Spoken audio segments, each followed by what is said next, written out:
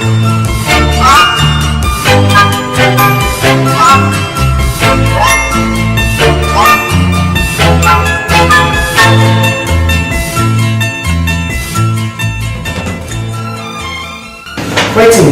my name is Phuong. This year I am a student at Phuong High School. I'm in grade 10, class 10-17. I am 15 this year and I'm a biology enthusiast. My dream is to become an environmental engineer. Well, someone has got to clean up all the mess left by polluting industries, well, across the world and in Vietnam.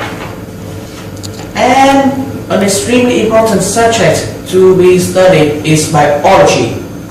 And one of the core foundations of biology is the tree of life. But that is where the problems usually start, because there are so many different ways to categorize and, well, classify the tree of life. It becomes really difficult for the student to understand completely. An example, the 1969 Vietnam model, which is currently in use in Vietnam, the three-domain system in 1990 by Watson, the Cavalier-Smith 1998, and the much more recent 2015 model by Rogerio. Each of them is different and can be interpreted, understood differently. As students in Vietnam, we usually had this glossed over by a lot. So we have to research it by ourselves. And this is my research on it, my understanding, my interpretation on the tree of life. Of course, due to the limited time, I will only talk about the prokaryotic empire, most of it in this video. First, the foundation of the tree of life is, well, as the name suggests, life itself.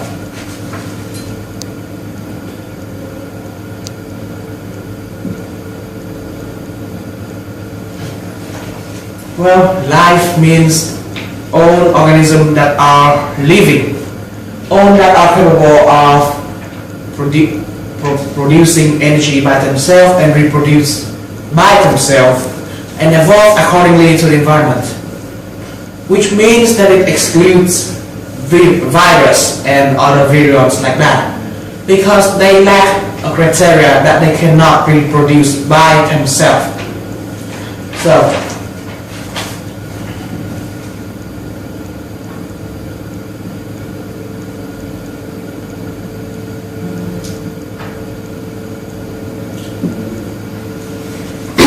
life is very diverse. Well, life existed for millions of years, and life never stays in one place. It evolves. It just grows on its own. It grows, it evolves, and it gets better at adapting to the environment and others. Life, the fun, is technically divided into two major empires: the prokaryotic empire and the eukaryotic empire.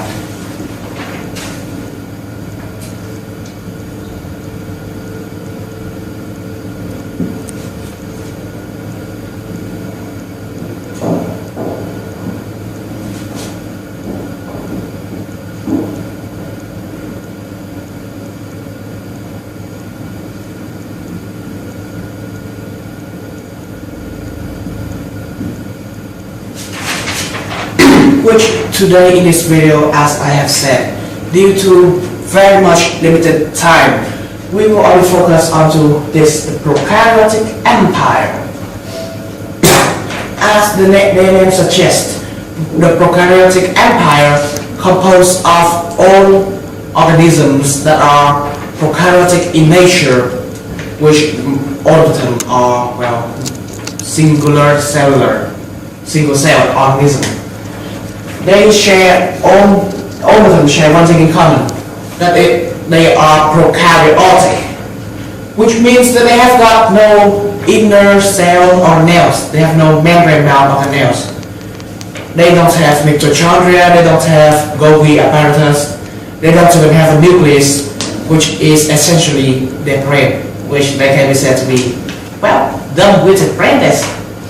Instead, they have something called nucleoids, which are basically free scrambling, floating strandings, things inside of the cell. Nucleoid.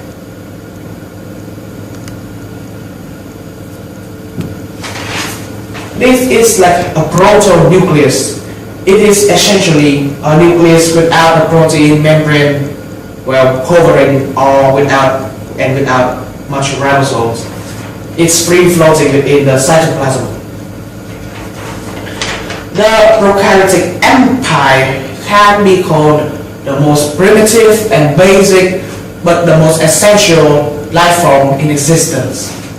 They form the basis of everything. They evolved into us. And they are also the most successful empire ever existing. They can be found literally everywhere. The air we breathe, inside our body, in the water, in the ground, everywhere.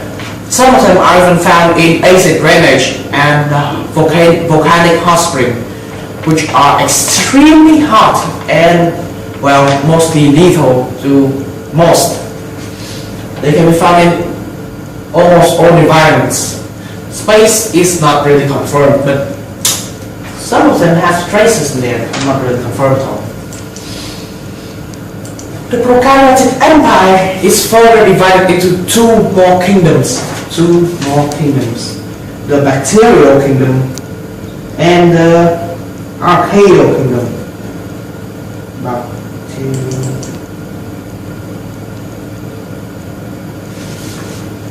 And archaeal.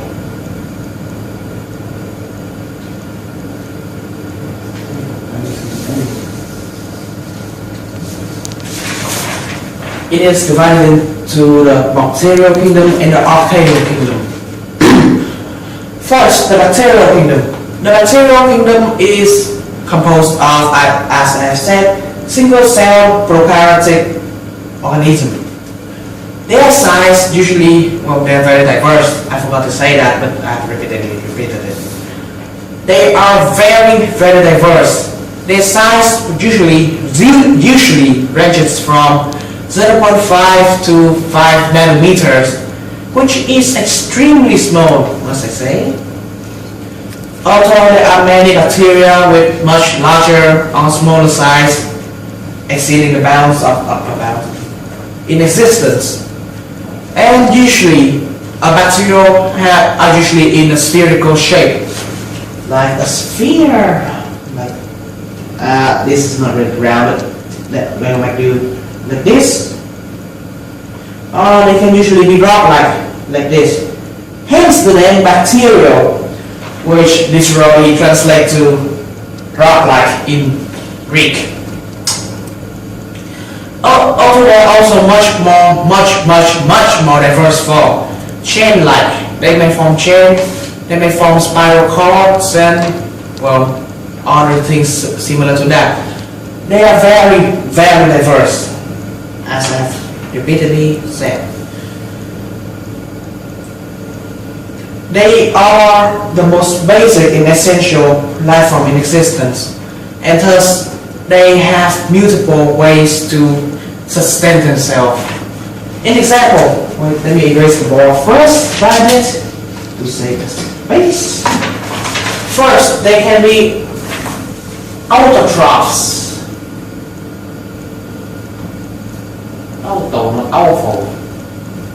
Autotrophs, chemotrophs, or heterotrophs, if I remember the name correctly. I didn't really write it down.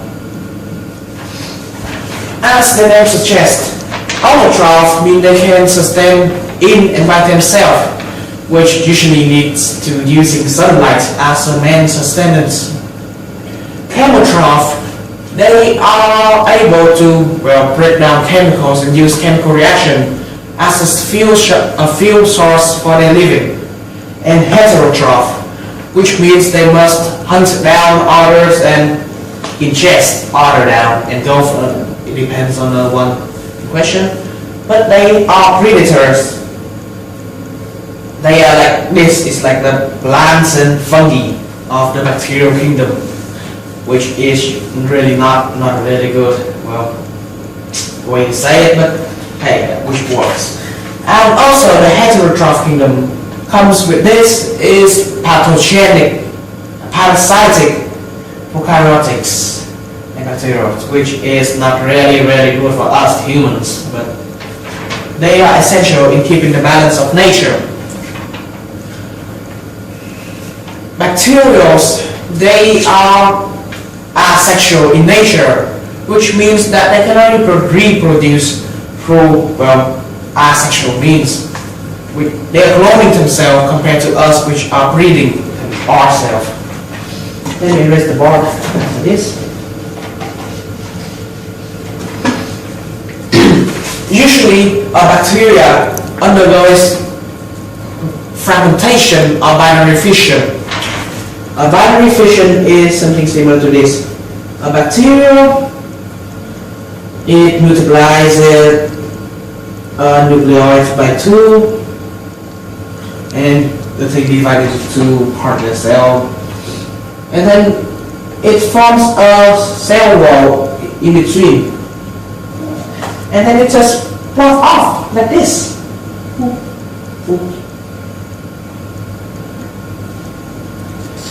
From one giant daddy comes to 2 smaller ones, 2 smaller children.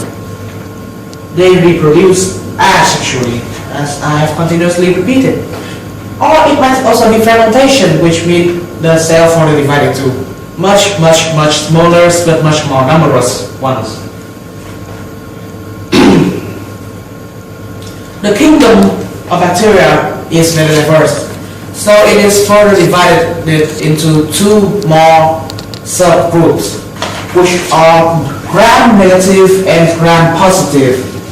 Gram is a form of testing dye chemical, if I remember correctly, testing agent. It shows up on as I've said, gram-positive ones have, well, the dye itself showing up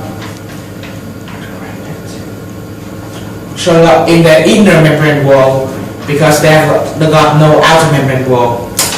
And the gram-negative, they have got an outer membrane wall. Gram-positive and gram-negative.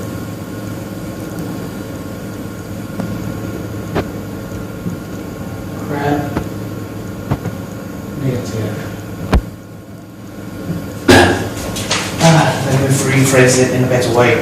A gram-positive bacterial has got no outer membrane wall.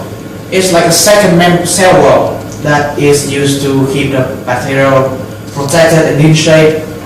The gram agent will react with the inner membrane wall without having to pass through the outer because there are no outer wall. So the dye will show up. But in this one, the dye is stopped by the outer wall. So it is negative. Let's continue. The bacterial kingdom plays an essential part in the ecosystem. First, that is they are the first link in the food chain. They reduce chemical agents into nutrients, ATP and vital nutrients for the larger organism to use. They gather sunlight and turns it into usable energy for us. And they are also the primary decomposer of the environment. One of the primary ones, actually, fungus is the other one. They help in decomposing all of the dead nutrients, dead biomass. They help to degrade it into more viable nutrients for the environment. And they are also heterotrophs and pathogenic in nature, which means that even though they are very harmful to humans and animals alike, and plants alike too, but they help to, keep some of the animals' population in check without having them to reproducing the entire ecosystem, maximum niche capacity. And it is because of the material which we are here today. Because if the cyanobacteria, if they did not be the first one to photosynthesis, there wouldn't be enough oxygen for all of us to exist nowadays. All of us much larger organisms than these bacteria. And next, we have the archaeal kingdom. They are very, and I mean very similar to the bacterial kingdom. So much that they were once thought to be a subgroup in the bacterial kingdom. But due to quite, not that quite, still like a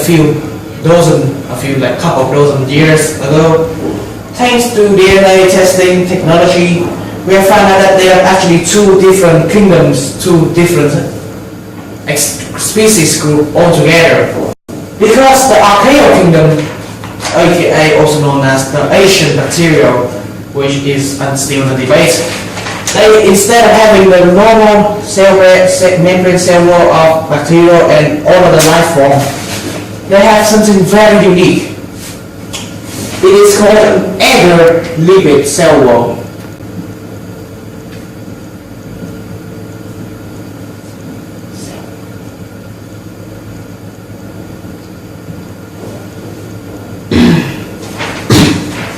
The agar lipid cell wall is much more durable and tough and just better in every form compared to any other normal cell wall, which grants them a very good immunity, not really immunity, but immunity to many toxics excreted to the environment by competing organisms. But it also helps them to survive in extremely harsh conditions. They are found in acid drainage, volcanic hot spring and Yellowstone, and much more similar places. They are like the white sheep, but they are also the white sheep of the prokaryotic empire. Not really, because all the good and bad. But these guys are exclusive in one part, that they are all mutualists or commensals, which means that they don't harm directly and usually indirectly and usually not indirectly. They usually don't harm any other organism. They coexist with everything else, which is extremely good for us, because there has been no true cure, no true medicine that can effectively kill off the archaeal organisms, because they're just too tough of a burger to die. That will be about it today, as this is the end of the prokaryotic empire. Just maybe we will focus onto the prokaryotic empire video next time. Goodbye and see you again.